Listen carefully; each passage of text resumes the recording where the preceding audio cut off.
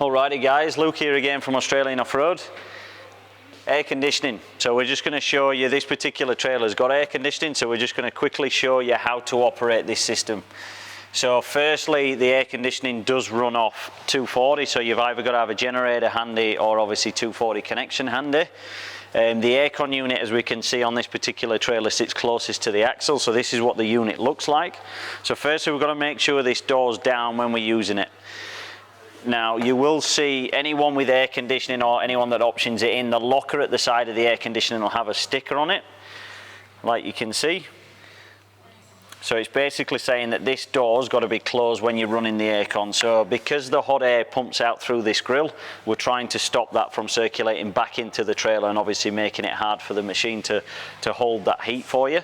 So once we've got this down, anyone that takes air conditioning will get a divider or a splitter. This is going to lock into the face of this grill, and that is designed to stop the hot air from circulating back in. So it's trying to deflect that hot air down and then pull the cool air in, just to make it operate as efficient as it can. So that sits in like so.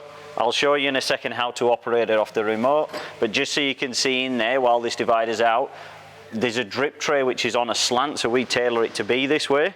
So as that moisture comes through it, it'll actually drain through the underside of the trailer through them holes. Alrighty, so we've magically cleared in the trailer. So basically you've just seen on the outside, I've opened the door, I've put the splitter in.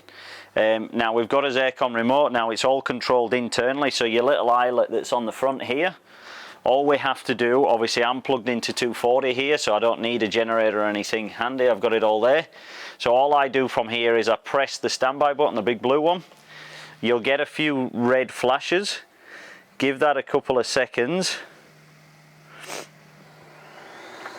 And just like that, you'll hear it operate. So it does have a bit of a delay. You'll see the few flashes, then the unit itself will kick in. And then all we need to do off the remote is control the temperature of where we want. So just like you would with your units at home, you'll have a few different settings on there, fan speeds, all that side of it. You can change it if need be, but the main overview is just to switch it on and control your temperature from there.